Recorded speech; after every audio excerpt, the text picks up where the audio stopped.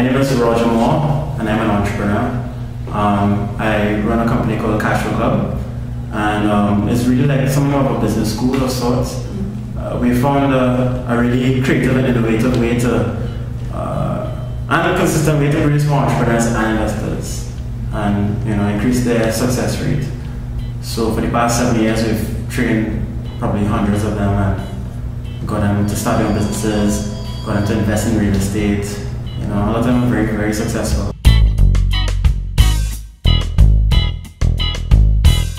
Actually, we started for fun back in 2004 while I was still at business school. We all read Rich Dad Poor Dad, and we were really into those books. They're really good. The title of every book is What the Rich Teacher Gets About Money That the Poor Man Never to know. And the guy that wrote the book actually invented a board game that teaches the same thing. So we thought it was fun, a good idea to invest in the board game and start playing it. Only to realize how much it actually taught, and it was quite an eye-opener, and we just kept it going. People had come together to play the Cashflow game.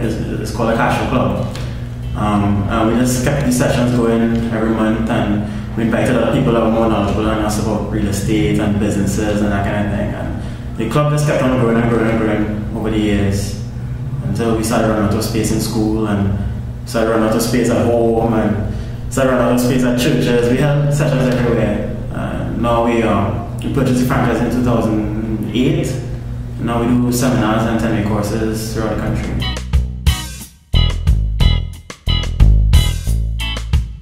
You can just join our 10-day course. We have a 10-day course running right now in Port of Spain, Garden Life on St. Vincent Street, from 6 p.m. to 9 p.m. Just come, you pay, and you play and do as much as you can. Yeah.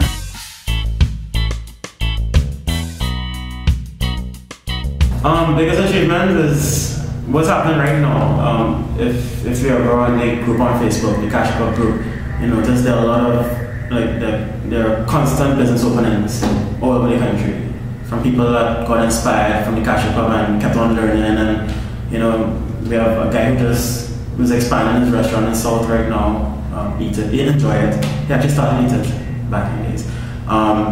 Another friend of ours, Ibrahim, just started a clothing store in Marabella, and he's into real estate big time. He's doing very well.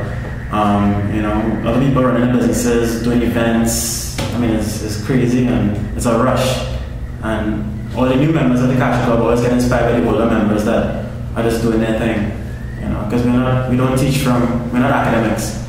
We don't teach from the books, really. We teach from what we do in real life. So you see actual Cash Club members out there selling their businesses. You see them on TV, you hear them on the radio. They'll come back to the Cash Club and teach what they've done and that kind of thing. We have them volunteering a lot as mentors. So it's really an awesome way to learn. Not just the books and the programs that we have, but from the other members of the Cash Club. Of course, we want to get bigger. 700 is still very small. We want to reach probably 10,000 membership, and be the largest Cash Club in the world. Right now we're one of the largest. We're definitely the largest in the Caribbean. The next largest Cash Club in the Caribbean is about 75 members from. We have over 700. We lost count after past 700, because it's really hard to keep track of the numbers. But we want to be bigger, and we definitely want a venture capital company to start funding the entrepreneurs that we train. Because the entrepreneurs that we train are more financially educated, more financially literate. The success rate is high. They know exactly what they need to know before they go into business. They can sell, they know how to work in a team. So, we want to fund them, but, we have challenges with that, as you know.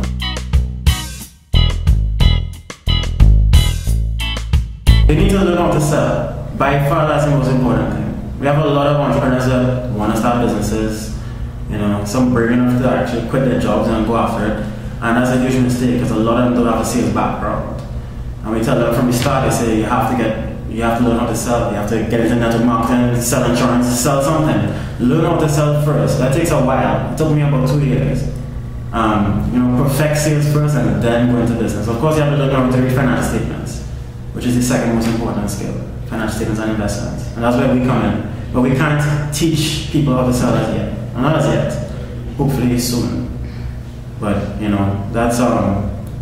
that's one thing everybody has to perfect, and that's one of the major reasons the failure rate in business is so high. Because people don't know that. They think business knowledge is the most important thing, they do a degree in business or a master's, and they try to go into business because they know everything, and it's wrong. You know, some of the new members right now in the Cashier Club, they're now learning that the hard way. I have one guy who just started a business a couple months ago. He has a lot of business experience in terms of managerial experience, working for other people. And he just started his own business with his wife. His wife is an accountant, very highly educated. They know their thing, they know their stuff. She's a business consultant as well, you know. But they started a business and they're struggling. Right. The sales not coming in. Why is this happening?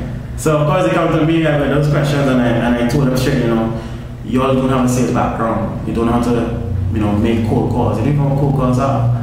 You know, you don't know how to use testimonials, you don't know how to use referrals. And that is where you're falling apart. And they didn't believe me at first until I started going through the books with them and explaining to them, you know, why they're failing. Went through the beginning triangle with them. That's 8 parts of a successful business and investment. Show them what the weaknesses were. Show them what books they had to read and why they should continue to come to the Cashier Club to keep on learning. And so by the end of that meeting, which was actually last Saturday, you know, they realized, you know, they needed to get cracking and, you know, probably do a sales course or something, because they're in trouble.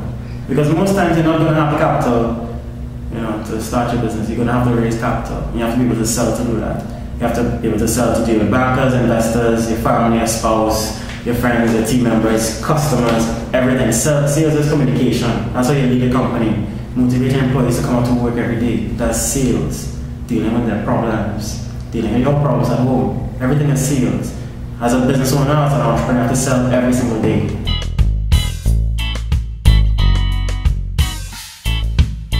I ask people, you know, but really truly the best business ideas are, you know, the ones that solving a major problem. You know, I always say that entrepreneurs are problem solvers.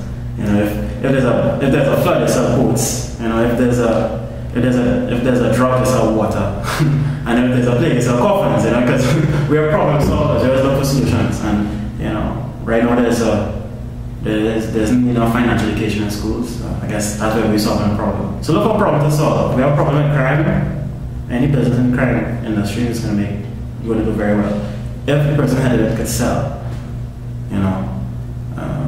I know this guy is very controversial, you know.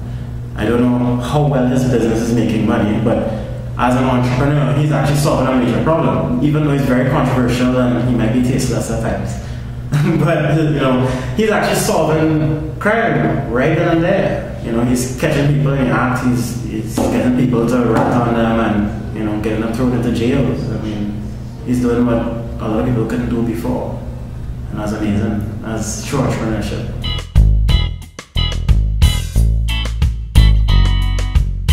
People always think that their product is the most important thing in a business, and it's not. You know, anybody could do a better burger than McDonald's, but they can't build a business like McDonald's.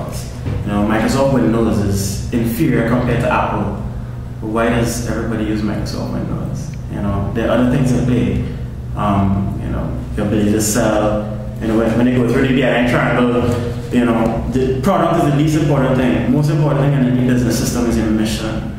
Of course, that's not taught in business school. You know, your team. You being a good leader, being able to sell, you know, your legal, your systems, you know, how you're going to market your product, how you're going to reach out to the public. Bill Gates did a lot of talks all over the country, and he could sell. You know, he went out to IBM and Apple was trying to build from scratch. Got a nice deal. Everybody uses Windows now, even though it's inferior. I use Windows. I actually prefer PC to Mac. That's weird because PC is inferior. We all use it. So product and pricing, not as important as everything else. You know, if you can sell, you could sell ice and Eskimo.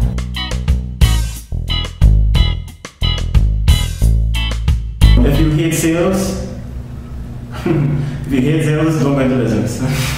You know, there's some people that, like for example, the same couple I met last weekend that just started a business and they were doing too well. Of course, the woman, the wife outright said, "I hate sales. I don't want to learn to sell."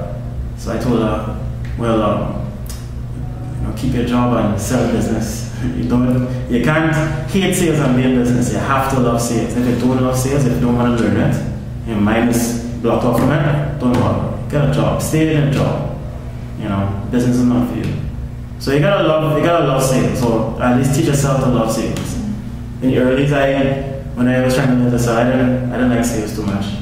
But I taught myself how to love it over time. Sales is very hard to learn. Of course, when I finished business school, and I knew I wanted to be an entrepreneur, I went into insurance sales. I joined Gladden Life as an insurance agent.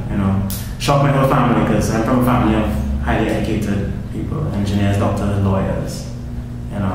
So that's hard for me to tell my family after finishing university, hey, I'm an insurance salesman. And had to deal with that and deal with the fact that I thought I could sell, but when I went out there, I was getting rejected every single day.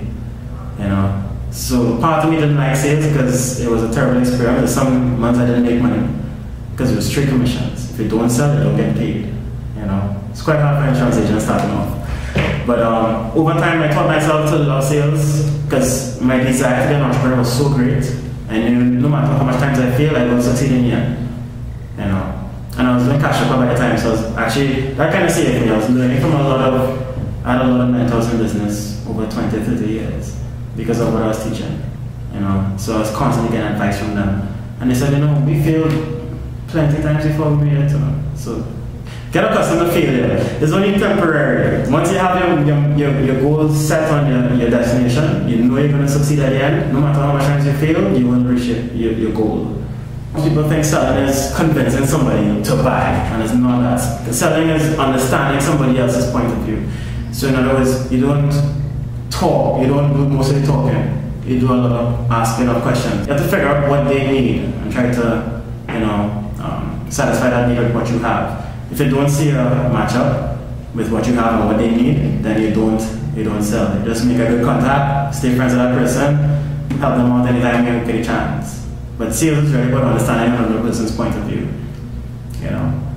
People hate being sold. So if you're selling and you're paid to be selling, they're not going to like that very much. And you're going to get rejected, guaranteed.